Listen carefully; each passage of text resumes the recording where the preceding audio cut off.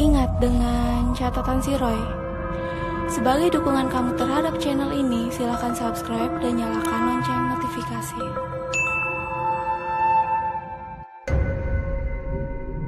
Assalamualaikum, hai. Kali ini kita ada di segmen CSR Cerpen, di mana aku akan membacakan atau menceritakan cerita-cerita pendek dari kalian yang kalian kirim langsung melalui DM IG ataupun melalui email. Dan ya, langsung aja ya, aku akan membacakan kisah-kisah pendek dari kalian. Yang pertama dari Tasya Apriliani _ Ceritanya kemarin abis Isya, itu kebiasaan aku ngepel malam. Karena aku kalau mau tidur, keadaan rumah harus bersih. Dan di saat aku ngepel sampai dapur, dan aku ngocokin kain pel di kamar mandi untuk ngepel yang lain. Di situ aku dengar suara mamahku yang jelas banget. Dia ngomong, "Cia, tadi Tante Dewi kesini." Spontan aku sautin dong. "Ah ilah, masih basah juga." Terus, abis aku keluar kamar mandi, gak ada jejak kaki di ubin yang basah. Dan emang saat itu mamahku lagi keluar kan. Dan saat itu juga aku ingat, kalau pintu utama sama pintu belakang itu aku kunci. Iya, karena aku tipe orang yang kalau lagi bebenah gak mau direcokin atau ada yang mundar-mandir. Dan aku juga mikir, kalau mamah nanya lagi, kalau Tante Dewi kesini, padahal tadi maghrib abis video call buat minta tolong kasih tutorialnya pakai hijab dimodelin. Aku langsung mikir, kenapa yang jahil di sini mulai lagi? Dan sebelumnya itu emang pernah dijailin juga lewat suara, tapi lebih ke mama. Kalau aku baru 2 kali sama yang kemarin. Aku bukan tipe yang bisa lihat jelas sosok gitu-gituan, Kak. Tapi banyak yang bilang, aku lebih peka daripada lihat. Dan aku abis ngerasain gitu, aku lebih ke cuek dibanding takut. Terus lebih ke mikir positif dulu, dibanding langsung mikir yang aneh-aneh. Aku abis ngerasain kejadian itu, langsung cerita ke pacarku, dan aku juga sebenarnya gak mau cerita ke mama. Keburu pacarku bilang ke mama. Kata mama, "Makanya, jangan suka marah-marah kalau ngepel, dijailin kan?" Sebenarnya, mamaku sering mundar-mandir kalau aku lagi ngepel. Jadi, aku lebih sering ngedumel. Dan ya, makasih banyak Tasya Apriliani sudah men-share cerita pendeknya, lumayan ngeri sih ya. Karena, jujur sih, waktu zaman aku SD, SMP gitu, di rumah kan ada Mimi, ada kakak-kakakku kan waktu aku SD. Terus bapak tuh kerja merantau kan. Terus kalau malam tuh kadang di luar rumah tuh suka kedengeran manggil, "Assalamualaikum," atau manggil namaku gitu, Roy. Suaranya tuh persis banget sama bapak. Aku biasanya kalau lagi duduk gitu ya, nonton TV, terus dengar suara itu, aku biasanya tuh langsung lari gitu, mau buka pintu. Terus Mimi tuh langsung negor, "Roy, mau ngapain?" Terus aku bilang, "Mi, bapak pulang, itu bapak manggil aku di depan." Mimi langsung narik aku untuk nonton TV. Mimi bilang, "Jangan ngintip keluar jendela, jangan dibuka pintunya. Bapak lagi di Jakarta dan bapak itu gak pulang. Yang kamu dengar itu bukan bapak." Dan katanya sih, kalau kita dengar ada yang manggil-manggil gitu di luar rumah malam-malam, padahal kita tahu orangnya itu gak mungkin ada ataupun datang malam-malam, sebaiknya kita gak usah ngintip atau langsung buka pintu sebelum kita memastikan benar-benar kalau itu memang manusia. Karena katanya kalau buka pintu atau ngintip di gorden, itu artinya makhluk yang suaranya menyerupai orang yang kita kenal itu merasa dipersilahkan untuk masuk ke dalam rumah. Oke, cerpen selanjutnya ya. Dari Rini Carol. Jadi, awal aku sering lihat itu pas aku SMP. Dari mulai denger nangis, nyium bau-bau aneh di sekolah, terus sampai suatu hari, sekolahku kesurupan massal. Aku orangnya penasaran. Singkat cerita, pas kejadian itu berlangsung, aku punya teman sekelas. Kita emang deket, panggil aja Dania. Pas kejadian ini berlangsung, Dania itu ketakutan dan manggil aku. Rin, gue takut Rin, gue takut. Skip cerita kesurupan. Karena seminggu setelahnya di hari yang sama, Dania ini kesurupan. Ada hal janggal, di mana si Dania sempat pingsan. Terus aku dan teman perempuan yang lain gotong Dania kan. Baru beberapa langkah kita keluar kelas, Dania yang posisinya tidur itu tiba-tiba bangun, duduk, dan nyebut namaku. Rini. Aku sama teman-teman kaget. Akhirnya kita tukeran posisi megang badan Dania ini. Kita bawa dia ke ruang guru, karena itu yang paling dekat sama kelas. Salah satu guru ini bisa, sehingga kami pikir Dania pulih. Tapi ternyata enggak. Pas lagi santai di ruang guru nemenin Dania, salah satu temanku bawa headset. Dia mencoba mencairkan suasana dengan menaruh satu headsetnya ke telinga Dania. Dania langsung menepis tangan temanku ini, melihat tajam, dan membentak temanku. Aku coba tenang, dan bilang ke temanku untuk jangan seperti itu. Akhirnya Dania minta ke kelas, dan kami menuruti maunya Dania. Dania kala itu lemas, jadi tangan kiri dan kanan dibopong temanku. Tapi di tangan kirinya dibawa sama temanku, cuma Dania gak mau. Akhirnya aku yang bopong dia sama temanku satu lagi di sebelah kanannya. Pas aku ambil tangan Dania, aku taruh di belakang kan, kayak ditengkuk gitu. Dania langsung noleh ke wajahku dengan senyum semeringah. Sampai di kelas, Dania didampingi teman-temanku, tapi temanku ini didorong sama Dania. Akhirnya gantian aku. Aneh, pas aku di sampingnya menenangkan beliau, aku fine-fine aja. Padahal temanku yang sebelumnya ada di sebelah Dania benar-benar kayak gak suka. Aku gak tahu sampai sekarang kalau Dania takut namaku yang ia sebut. Ya ini kayak apa ya, kebetulan mungkin ya. Jadi aku mau sedikit cerita. Jadi pas SMP itu aku ada temen yang sebenarnya gak terlalu dekat. Terus kita dekat gara-gara dia sering kesurupan. Dia itu entah sakit atau apa aku lupa. Yang jelas dia itu sering banget kesurupan. Lagi belajar kesurupan. Pokoknya sering banget ya kesurupan. Dan tahu gak? Selama dia kesurupan, tidak ada satupun yang bisa mengeluarkan sosok yang ada di tubuhnya. Kecuali kalau aku yang membantu. Padahal pada saat itu aku cuma baca Al-Fatihah. Dan ya, mungkin kapan-kapan aku akan menceritakan detailnya di catatan si Roy.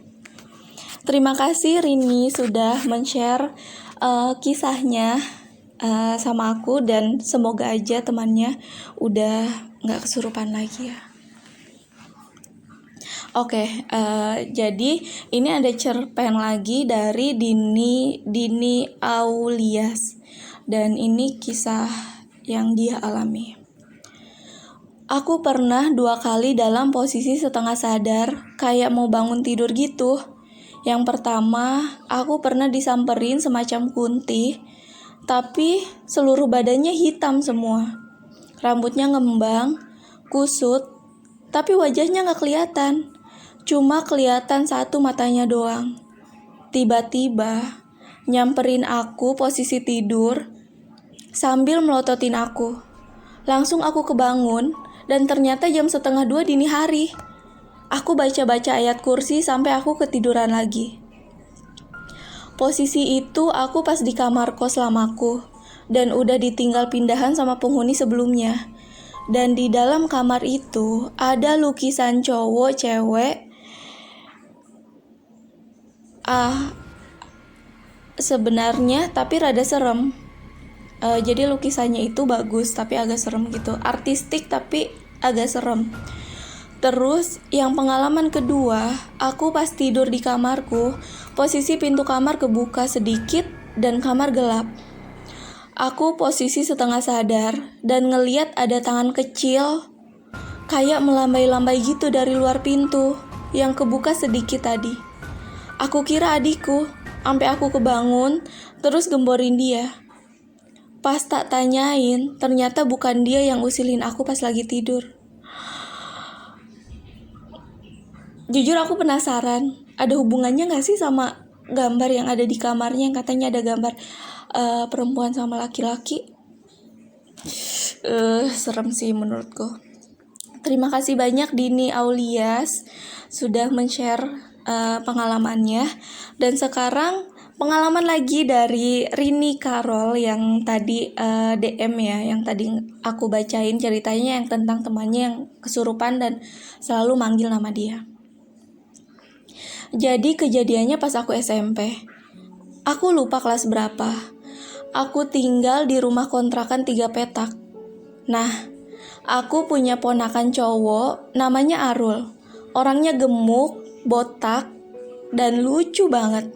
Waktu itu aku, Arul, dan mamaku tidur siang. Lalu yang bangun duluan itu mereka berdua. Aku bangun belakangan. Pas aku bangun, aku langsung ke ruang tamu. Aku lihat Arul dan mama lagi nonton TV. Terus karena udah sore, aku mau mandi.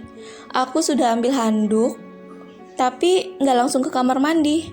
Aku ke kamar dulu, rencananya mau mandi jam 5 sore. Belum lama aku duduk di kamar, aku jelas banget lihat sosok yang menyerupai Arul itu lewat di lorong menuju kamar mandi gitu. Dia lari, tapi jelas banget itu mirip Arul. Dan saat itu aku ikut lari. Dia lari ke kamar mandi. Aku ikutin dia. Maksudnya aku mau bilang, Rul, aku dulu yang mandi. Aku duluan yang ambil anduk. Tapi ternyata kamar mandi kosong. Oh my god. Aku diam sejenak. Terus aku cek ke ruang tamu. Ternyata Arul masih nonton TV. Terus selang beberapa hari gantian. Arul yang lihat aku. Padahal aku lagi gak di rumah. Berarti ini ada sosok yang menyerupai orang rumah. Ngomong-ngomong, semoga aja Rini, semoga aja kita bisa ketemu dan kamu bisa cerita langsung di YouTube aku. Karena kayaknya pengalaman kamu banyak banget dan jujur itu bikin aku merinding. Oke, kita lanjut ya. Cerita atau pengalaman dari Weni Wi. Hampir 3 tahun yang lalu, pas aku lagi hamil di tempat kerjaku. Sebelumnya, aku habis dari rumah mamaku. Lalu balik lagi ke tempat kerja. Kebetulan aku kerja di apotik. Begitu sampai di apotik, ternyata sedang azan asar. Aku langsung ambil wudhu lalu sholat. Ketika aku sedang sholat, baru saja mengucapkan Allahu Akbar, tiba-tiba terdengar pecahan beling. Seketika aku kaget dan berteriak. Aku ngerasa ada yang aneh. Suara dari mana asalnya? Sedangkan di gudang itu cuma ada aku. Teman-teman aku yang lain berada di depan, sedang melayani customer. Satu teman aku masuk menanyakan suara apa itu mbak. Lalu aku maju menghampiri temanku. Dan ternyata gelas beling jatuh persis di belakangku. Entah bagaimana itu bisa jatuh, padahal jaraknya agak jauh dari tempat aku sholat. Dan gelas itu, sebelumnya aku lihat ada tatakan piring kecilnya, tetapi piring kecil itu gak ikut jatuh. Beberapa hari kemudian, aku cerita ke mamaku. Dan disarankan aku untuk menyimpan bangle di dalam tas yang selalu dibawa kemanapun aku pergi. Semua atas izin Allah, aku dan anakku yang masih dalam perut masih dilindungi. Alhamdulillah. Semoga aja Winiwi dan juga anaknya selalu sehat dan selalu dalam lindungan Allah Subhanahu wa taala. Amin. Dan terima kasih banyak karena sudah mau share cerita atau kisah pengalamannya di YouTube channel Catatan Si Roy. Oke, kita lanjut kisah selanjutnya ya. Dari Reni Dharma. Aku pernah ngalamin kejadian ekstrim waktu SMP. Jadi, aku tuh tidur berdua sama Ade di ruang tengah. Posisi ruang tengah itu ada meja panjang yang ada TV-nya dan sisi lain meja kosong kan. Setelah meja itu ada pintu ke arah dapur, nggak ada pintunya. For your information, mama aku itu suka jualan lauk mateng. Jadi dia masak dari malam terus lanjut sibuk sekitar jam 3. Nah, pas malam-malam, mama itu emang suka naruh sayuran dan pisau gitu di meja deket TV. Pas subuh mama bangun, dia lihat aku dengan mata merah sambil pegang pisau mau ditusukin ke adekku. Di situ mama aku langsung teriak, "Mau ngapain kamu?" Dan kata mama, di situ aku cuman kayak orang marah dan melototin matanya. Dan melotot, matanya merah. Dan abis kepergok gitu aku pingsan. Dan mama cerita ini pas paginya. Anehnya, aku gak ngerasain apa-apa dan gak inget apa-apa. Dari kejadian itu, tiap malam aku gak pernah lupa buat baca doa sebelum tidur. Entah kalau gak ketahuan sama mama, adik aku mungkin udah gak ada. Tapi untungnya hal buruk nggak sampai terjadi ya.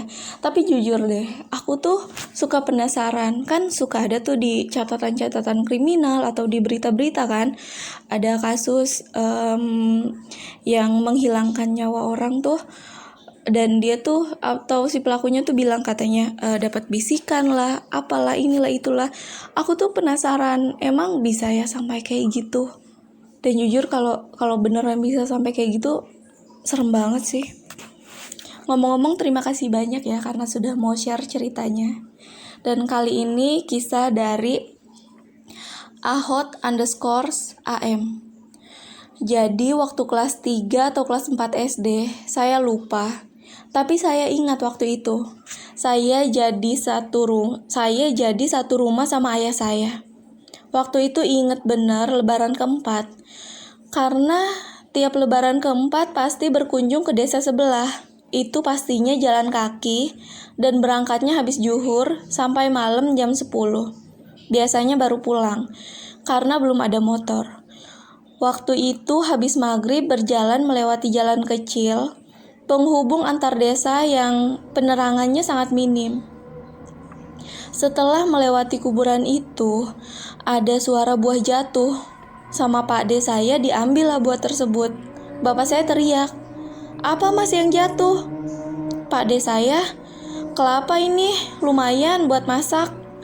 Pas Pak D menghampiri, kita semua lihat itu bukan kelapa, melainkan kepala orang yang penuh darah. Kita semua teriak, "Itu kepala, bukan kelapa." Seketika Pak D saya lihat dan kepala itu ketawa dan dibuanglah ke arah tadi ambilnya. Setelah itu lari semua dan sampailah di tempat saudara dengan penuh keringat. Kata saudara, itu biasa di tempat situ. Sama saudara ditawari bermalam di situ, tapi Pak D sama ayah saya nggak mau. Masalahnya, nenek dari bapak saya sendirian di rumah. Dan jalan kaki kembali cuma lewat situ.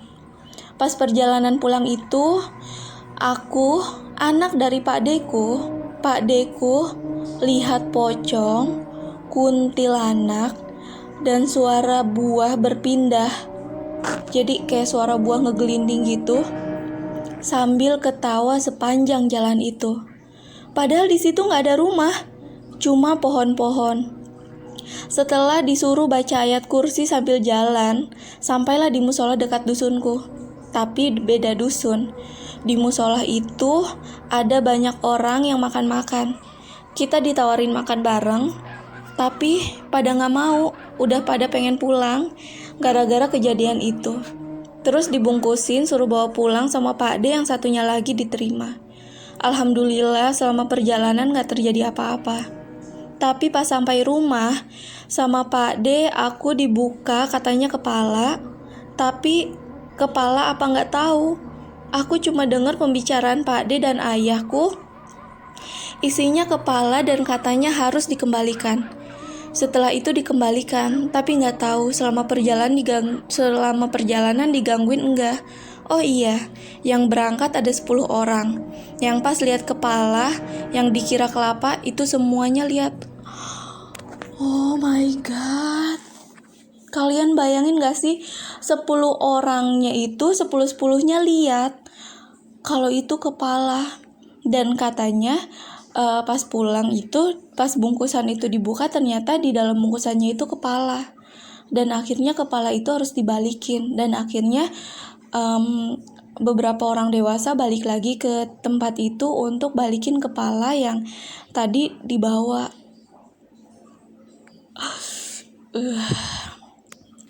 Terima kasih banyak sudah mau share kisah yang menurut aku ini gila sih, ngeri banget.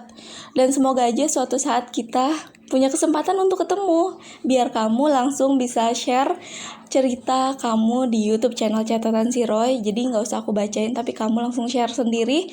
Pastinya itu akan lebih lebih berasa banget gitu seremnya. Dan kali ini next ada kisah dari Cindy Pradina. Aku ingin sedikit bercerita. Aku juga sama kayak kamu, seorang indigo. Sejak kecil aku sudah terbiasa melihat, bahkan berinteraksi dengan mereka. Aku ingat banget, dulu saat aku usia 4 tahun, kira-kira aku memiliki teman noni-noni Belanda, namanya Jessie. Kalau aku bacain ini, semoga Jessie gak kesini ya. Aku takut. Oh ya, aku tinggal di kampung di daerah Jombang, Jawa Timur. Fiksi, semoga suatu saat nanti Cindy, semoga aja suatu saat nanti kita ketemu. Dari dulu kampungku disebut kampung kuburan, karena terlalu sepi saat maghrib datang. Singkat cerita, sejak kecil aku jarang berteman dengan teman sebayaku, karena dari kecil aku berpindah-pindah rumah. Sehingga aku terbiasa menggunakan bahasa Indonesia, sedangkan teman sebaya di kampung menggunakan bahasa Jawa.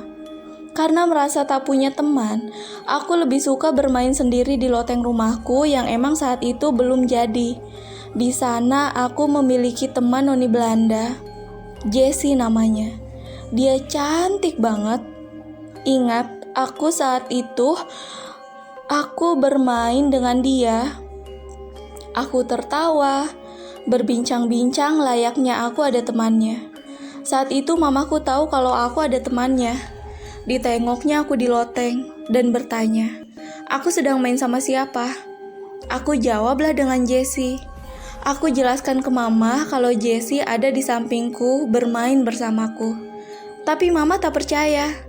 Pernah suatu ketika saat aku dan keluargaku jalan ke suatu pasar malam, aku bilang ke mamaku kalau ada anak kecil nangis di bawah pohon. Aku minta ke mama untuk membelikan dia makanan. Tapi waktu itu mamaku nengok di pohon itu dan tak melihat siapapun. Dulu juga pernah kejadian aku bilang ke mama kalau di depan belakang rumah ada kakek tua berjenggot panjang dan putih. Kakek itu sering datangi aku saat tidur dan sering mengajak aku ngobrol. Mama selalu melihat aku dan bertanya, ngobrol sama siapa? Aku jawab sama kakek.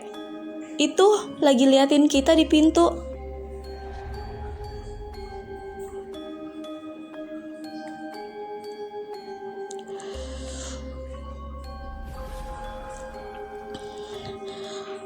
Aku inget banget dulu aku dibilang gila sama orang terdekat karena seringnya aku bercanda dan berbicara sendiri.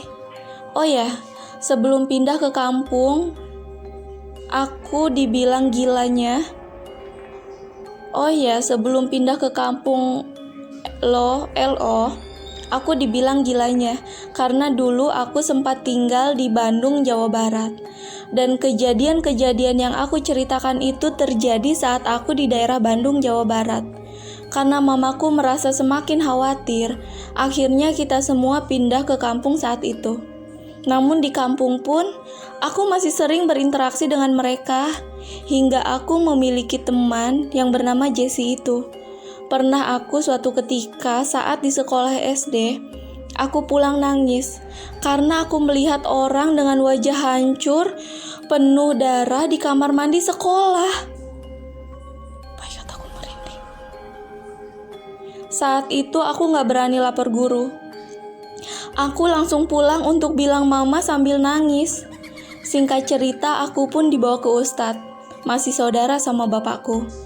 Dia bilang, aku ada yang ngikutin, diruqyah lah aku.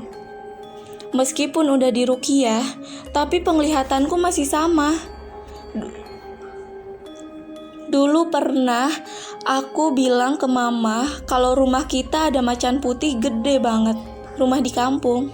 Dan aku bilang kalau macannya lagi duduk di teras. Mama hanya diam, karena mama lama-lama tahu kalau aku indigo. Pernah waktu aku SMP, dalam kamarku tercium bau busuk yang amat sangat busuk. Dan di pojok kamar, ada sesosok laki-laki dengan tubuh yang hitam gelap. Wajahnya dan badannya penuh bulu, matanya merah menyala, dengan taring yang sangat panjang dan menyeramkan. Oh my god, aku merinding banget baca ini. Kukunya sangat panjang dan hitam legam. Aku hanya bilang, "Itu apa, Ma?" Mama panggil kakekku yang pensiunan tentara. Kakekku ngerti kalau aku indigo. Dan beliau juga ngerti. Kakek hanya bilang, "Oh, itu genderuwo." Dan aku disuruh tidur dengan beliau. Sejak kejadian itu, mama dikasih tahu kakek kalau apapun yang dilihat Cindy itu berarti makhluk tak kasat mata, karena dia indigo. Aku mulai SMP mulai bisa membedakan mana manusia utuh, mana manusia tak nyata. Dan sampai sekarang, aku masih bisa merasakan mereka. Awalnya memang takut dengan wujud mereka. Tapi aku punya Allah, aku punya iman. Semakin aku takut, semakin mereka menampakkan diri mereka. Namun, semakin aku berani dan mampu untuk menentang mereka, semakin mereka melihat hanya dari jauh dan tak berani untuk mendekat. Aku yakin Allah akan melindungi aku. Iya, aku nikmatin aja ini sebagai hadiah dari Allah. Terima kasih sudah mau membaca ceritaku. Saranku, sudah jangan pernah takut pada mereka. Seseram apapun wujud mereka, kalau kita pura-pura tak takut, mereka akan lama-lama menjauhi diri kita.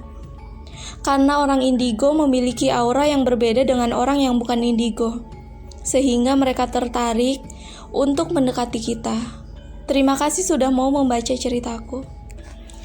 Cindy, aku kaget banget sih baca kisahmu.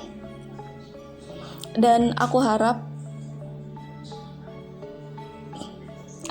semoga kapan-kapan kita bisa silaturahmi, bisa ketemu, dan kamu bisa share langsung kisahmu di YouTube channel Catatan Si Roy. Dan aku pengen banget sih ketemu sama kamu, sumpah aku pengen banget ketemu sama kamu.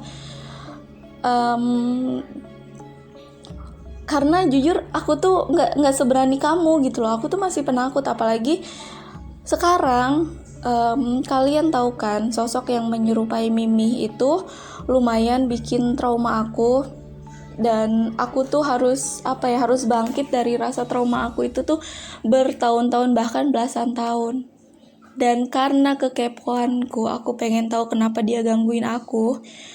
Yang kemarin aku ceritain kisah si sosok yang menyerupai Mimi itu. akhirnya aku akhir-akhir ini harus berhadapan lagi sama dia. Dan itu jujur bikin aku sangat-sangat ketakutan akhir-akhir ini. Jadi apa ya? Mungkin kapan-kapan aku akan menceritakan apa sih yang dia lakukan sampai aku tuh ngerasa aku terteror lagi sama dia, karena jujur sekarang tuh mulai ganggu lagi gitu loh. Mulai ganggunya tuh nggak kayak dulu. Ini tuh bener-bener kayak aku tuh bener-bener dimainin, dibegoin, dan aku tuh jadi makin parno gara-gara dia. Dan ya, terima kasih banyak karena sudah men-share kisah-kisah kalian di YouTube channel Catatan Si Roy. Dan untuk kalian yang mau men-share kisah-kisah kalian untuk segmen CSR Cerpen, kalian bisa langsung DM ke Instagramnya aku atau ke IG-nya YouTubeku. Dan ya, terima kasih banyak sudah mendengarkan YouTube channel Catatan Si Roy. Assalamualaikum.